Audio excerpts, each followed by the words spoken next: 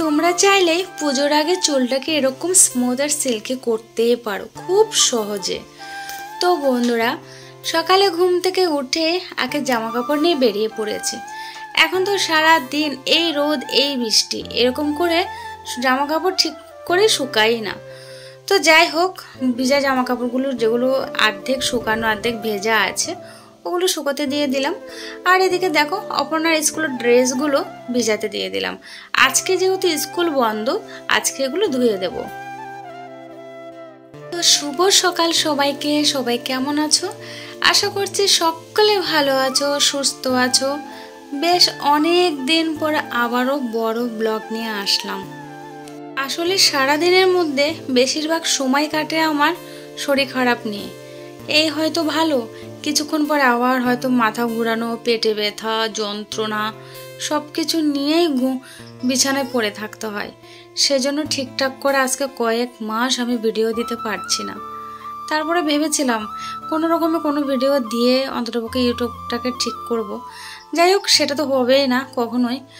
তো দেখো সকাল সকাল উঠে এদিকে খালি পেটের ওষুধটাকে খেয়ে নিয়েছি আর বেশ কিছুটা জল খেয়ে নিয়েছি। আর এই জলটা, এই গুঁড়োগুলো আমি করে রেখেছি। এখানে জোয়ান, মৌরি আর হচ্ছে মেথি একসাথে গুঁড়ো করে রেখেছি। তো এটা আমি রোজ এক গ্লাস জলের সাথে ফুটিয়ে তার সাথে আদার রস আর হলুদের রস, কাঁচা হলুদের রস একসাথে দিয়ে আমি এটা খাই সকালে আর কি। খুবই তিতো, তারপরও খাই। অনেকে বলেছে যে এটা খেলে হয়তো আমার যে প্রবলেম একটু হলেও ভালো হবে, তাও চেষ্টা করে যাচ্ছি। তার পাশে তো ডাক্তারি ওষুধ তো আছেই, ডাক্তারের ওষুধের পাশাপাশি কিন্তু আমি এগুলোও খেয়ে যাচ্ছি যদি তাড়াতাড়ি সুস্থ হই এই আশায়। এদিকে জলের বোতল যে কটা খালি হয়েছে সে কটা জল ভরে নেব, কারণ ফিল্টারে আবার জল ঢালতে হবে। যেহেতু খুব স্লোভাবে জল পড়ে, তো সেজন্য আমি জল ভরে গেলে আবার খালি বোতলগুলো ভরে রাখি, আবার জল ঢেলে দিই। ডাক্তার যখন কেনা জল খেতে বারণ করেছিল তখন এই ফিল্টারটা ফ্লিপকার্ট থেকে অর্ডার করে নেওয়া হয়েছিল। একদিকে ভালোই হয়েছে। তো এদিকে দেখো জল ভরতে ভরতে কাকিমাটা এসেছিল মনসা পূজার ভিক্ষা নিতে। তো ওনাকে সাধ্যমতো যাই হোক দিয়ে দিলাম যেটুকু দেওয়ার। আর এদিকে অপর্ণা পড়া থেকে চলে এসেছে।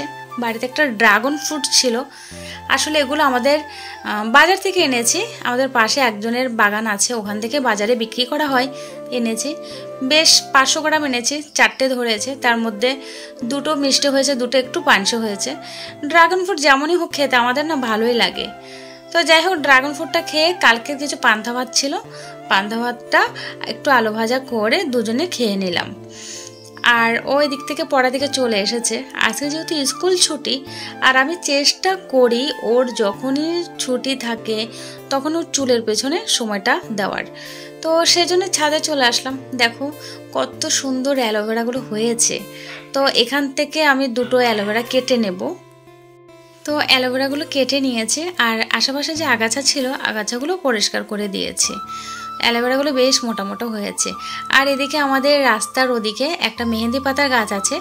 তো এই হেয়ার প্যাকের মেন উপকরণ হচ্ছে মেহেন্দি পাতা।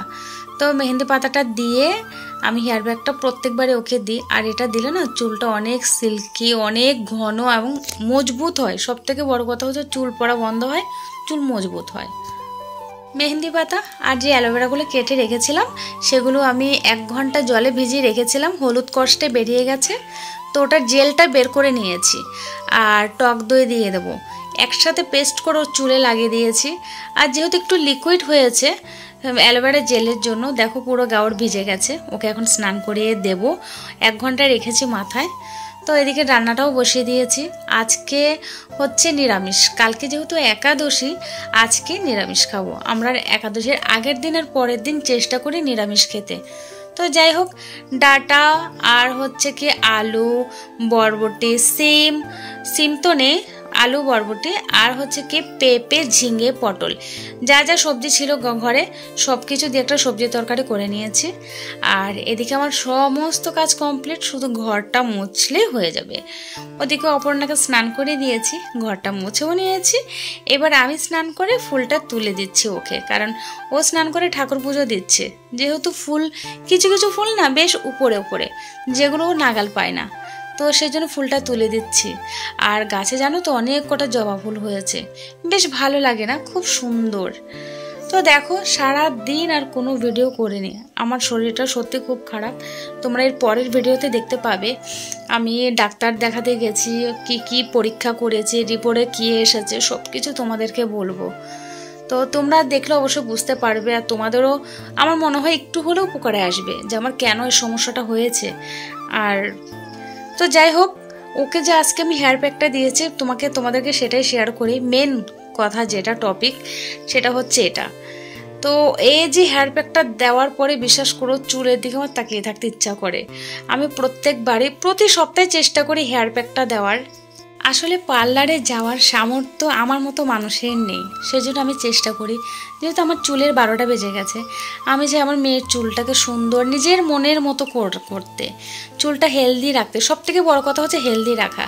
তো যাই হোক, তোমরা তো দেখেছো এই প্যাকটা কী দিয়ে বানিয়েছি, তোমরাও একবার দিয়ে দেখো, বুঝতে পারবে। চলো বন্ধুরা, ভিডিওটা এখানেই শেষ করি। সবাই ভালো থেকো, সুস্থ থেকো।